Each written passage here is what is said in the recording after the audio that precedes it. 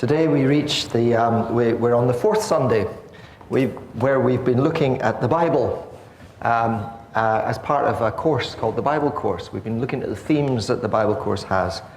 The Bible is based on this theme book. If you don't know so far, it's by Andrew Allerton, The Bible, A Story That Makes Sense of Life. And so we've looked at the human quest for meaning, and we've seen that answers to the human quest for meaning, why am I here, can be found in the story of Genesis. We've seen the answers to the human quest for freedom can be found in the story of the Exodus and God's covenant with his people. And today we come to the human longing for peace. And peace is a word that's used a lot these days, you may have noticed. Mainly because all of the horrific things that are going on, particularly around about the Ukraine just now. People say, oh, we just need peace. God, give us peace. But really by peace, what we're talking about there is an end to this violence, this senseless, gratuitous violence. We just want it to stop. But actually the biblical concept of peace, if you like, that's just the negative side of peace, but there's a positive side of peace. And it's summed up in the Hebrew word shalom. Just listen to what Andrew Allerton says about the word shalom. This is important. He says, to experience shalom is to live with inner and outer peace. More than the absence of wrongness, such as conflict or chaos, it's the presence of rightness, such as beauty and justice. Shalom integrates the natural environment, human relationships, and our inner self into an ecosystem of peace. Human life on planet Earth was meant to be like this. This is what God had in mind, a place of peace. But sadly, life's not like that. We're made for this world, but it's quite hostile. We're made for community, but we still feel lonely. We're made for God, but he can seem remote. Last week we focused in on God's covenant with his people, and that was underpinning the story of the Exodus. And Exodus is about the people's journey from slavery in Egypt through the desert, the hardships of the desert, to the promised land, which is the place of peace. And God equipped them along the way. He gave them the tabernacle, the assurance of his presence, the tent of meeting in the desert. And he gave them the law, which was his guidance, so that they could create a society which was a place of peace, a just society, a society that looked after people properly. And he gave them sacrifice, which is was his way of helping them deal with the times when they messed up, which of course we all do. So he equipped them with that, and he gave them the promised land. And you'd think if they had all those things, that the promised land would be a place of peace. But of course, if you read the story, it clearly wasn't. These things weren't enough. And if you follow the story of what happened once they reached the promised land, you'll see it seems to be an endless cycle. The people, they start out well, and then they go their own way, they turn their back on God, things go wrong, they cry out to God for help, God sends someone to help them, and everything is restored again, and they carry on fine for a while, and then things go wrong because they turn their back on God and they cry out to God, and so the cycle goes on. And it goes right through the time of the judges, and then it repeats itself right through the time of the kings. And you get the feeling it's not just circles that are going round and round, and it's a gradual downwards spiral that reaches rock bottom when they get to the time of the exile. And that's what we're focusing on today, the time of the exile. Jerusalem, Judea has been invaded, Jerusalem has been destroyed, they've been carried away into slavery and exile. And they're in far off Babylon, they've lost everything, and they're trying to somehow hang on there, and they're longing for peace to be restored. Today's reading comes in two parts, and it's from the book of Nehemiah. That book was written towards the end of the period of exile. And as we listen, let's see what we can learn about the human longing for peace. So Trevor's going to read from Nehemiah chapter 1 and the whole of the first chapter. Thanks, Trevor.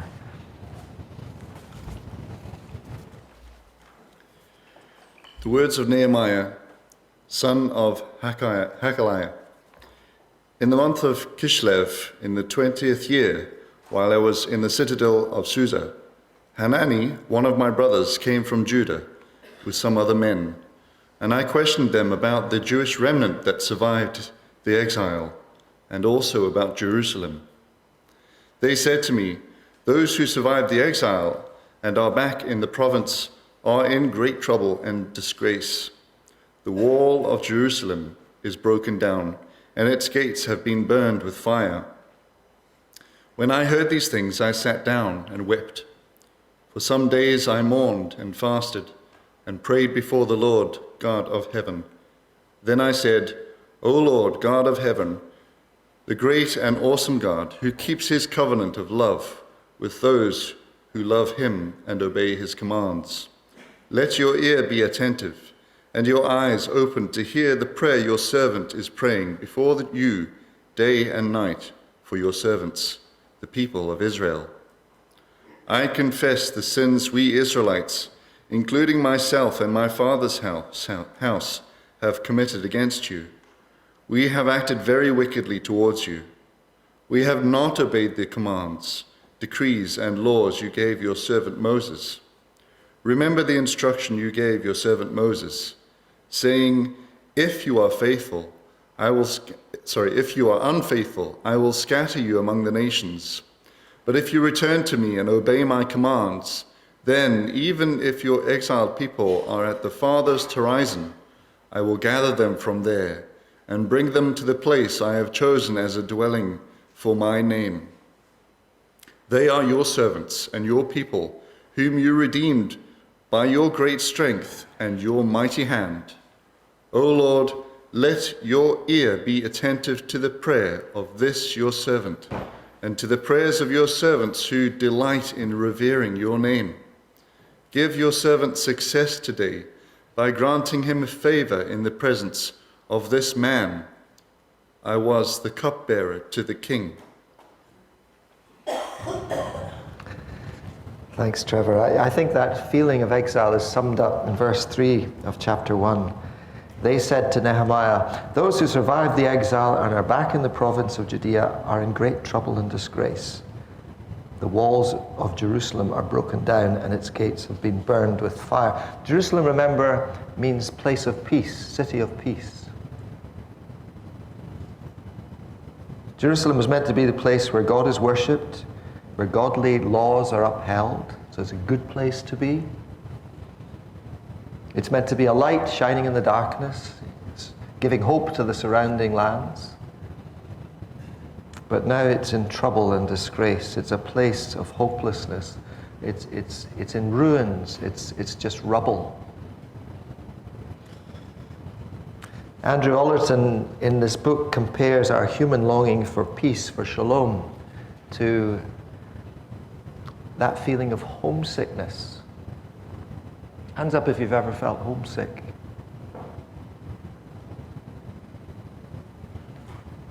I remember when I was 6.5, I was packed off to boarding school. That's what people did in those days. They thought it was a good thing. And I didn't mind boarding school. You made lots of friends. It was great fun. But it wasn't home. And I know that longing for peace, that longing for that place of security and familiarity and comfort and peace.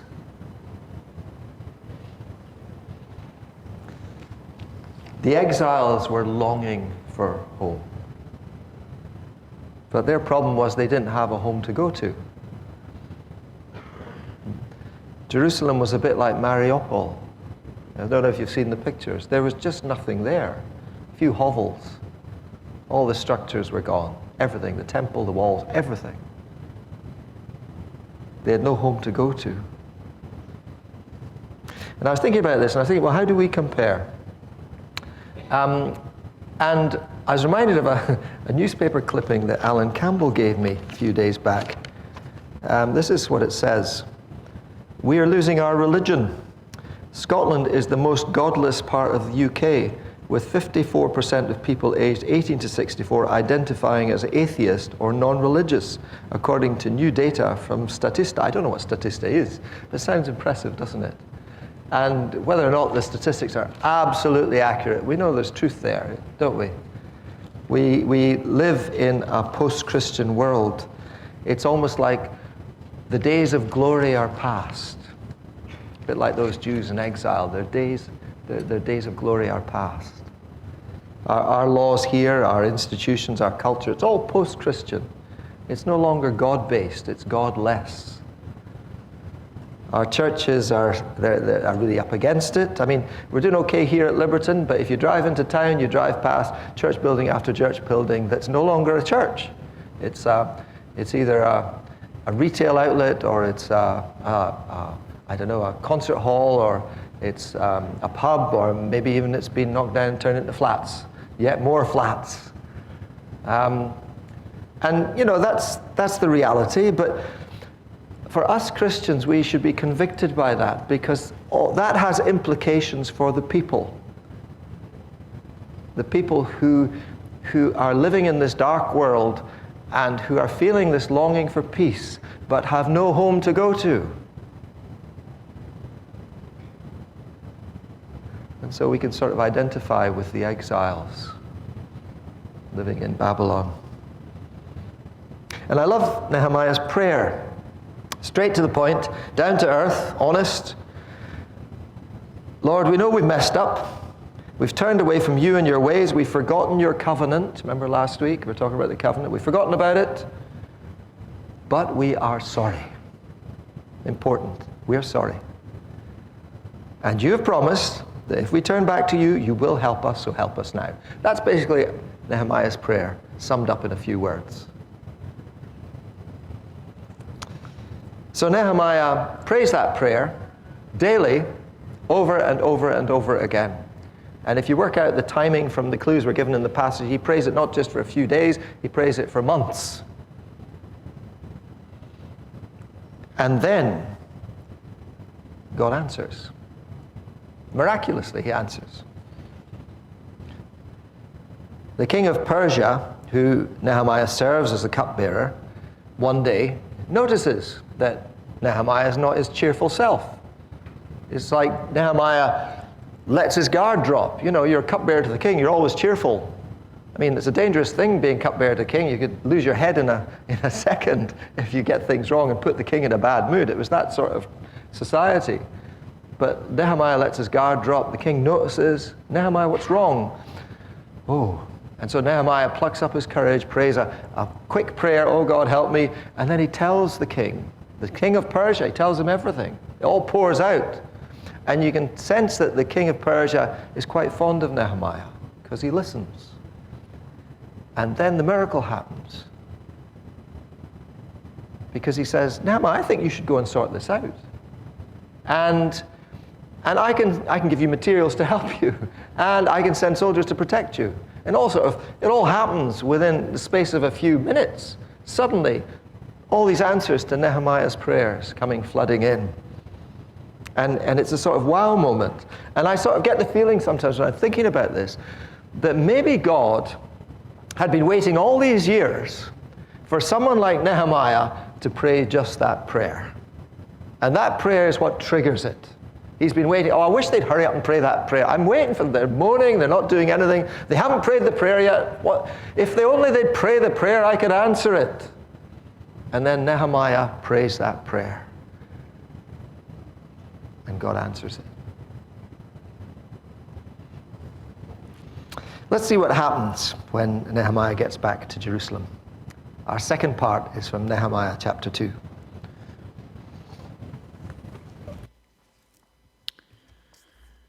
Reading on from verse 11. I went to Jerusalem, and after staying there 3 days, I set out during the night with a few men. I had not told anyone what my God had put in my heart to do for Jerusalem. Then there were no mounts with me except the one I was riding on.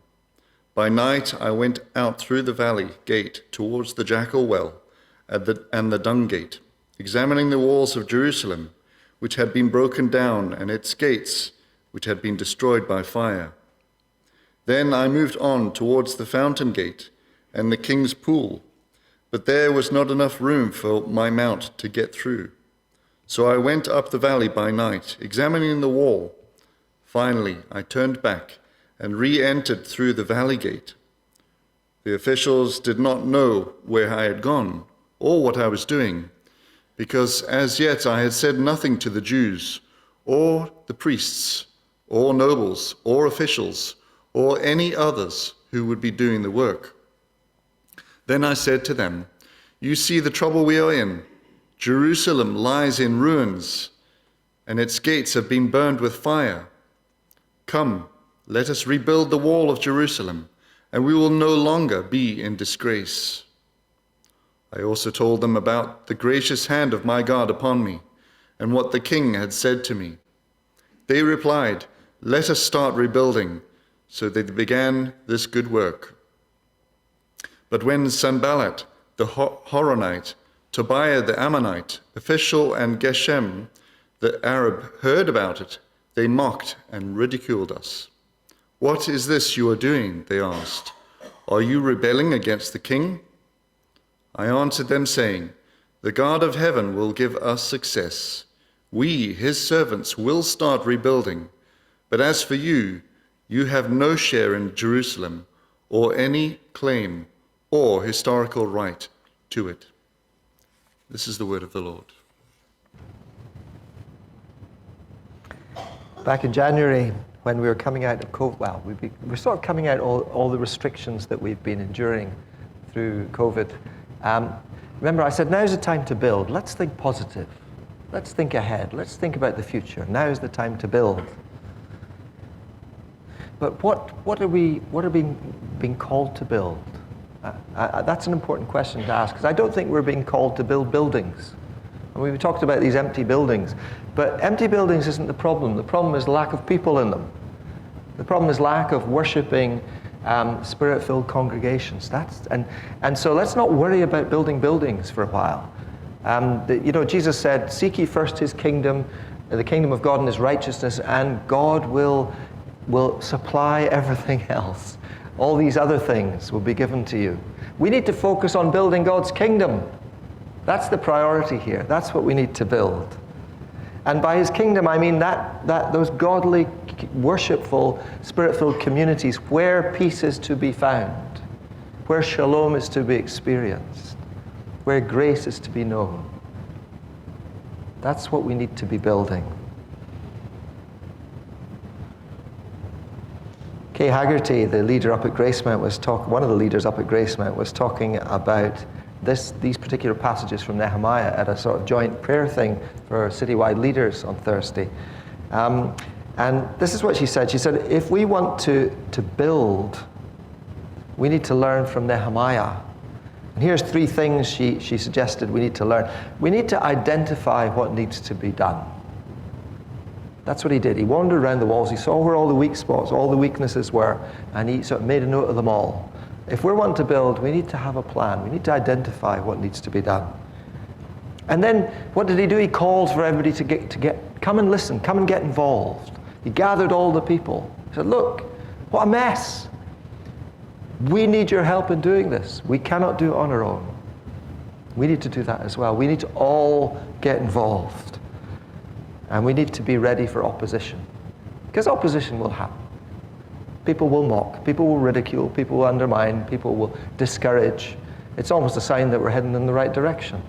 That's the way it is. That's what happened in Nehemiah's day, and that's what will happen today. It's all sound advice. If we're going to start building God's kingdom, then we need to do these things. We need to identify, we need to gather, we need to get involved, we need to be aware of opposition. And so here's a question for us all right now. Ask yourself, what do you think needs to be done? Do a bit of identifying for yourself. What do you and if it needs to be done, what am I going to do about it? How can I get involved? Those are the sorts of questions we need to be asking ourselves if we are going to build God's kingdom. And I noticed that Andrew Ollerton in his book also talks about Nehemiah.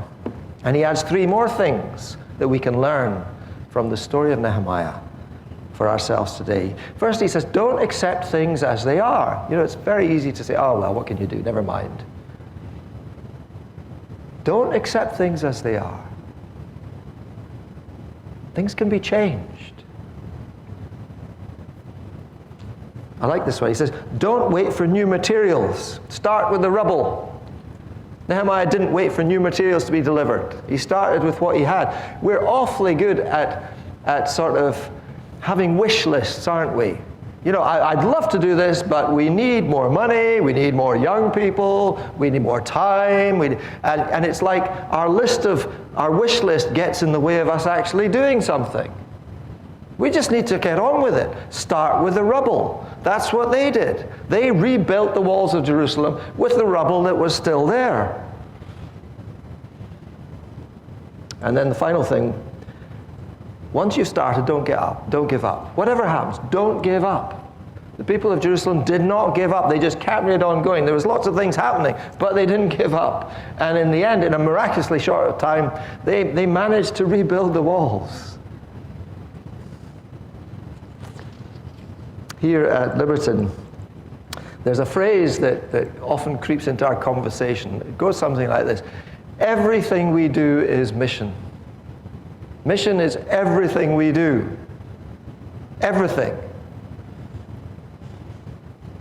Whatever we're doing, we need to be sure that it can be used by God to build His kingdom, to bring His peace into people's lives, to share His joy in the lives of people who are miserable and who are looking for hope. You know, everything we do, from the spectacular to the least, is mission. So everything we do, we need to do it prayerfully. We need to get God involved in it, even if it's baking a cupcake. And we need to do it involving everybody. We need to do it intergenerationally. We need to make sure that all ages feel part of it. You know, I wish the young people would do something about that.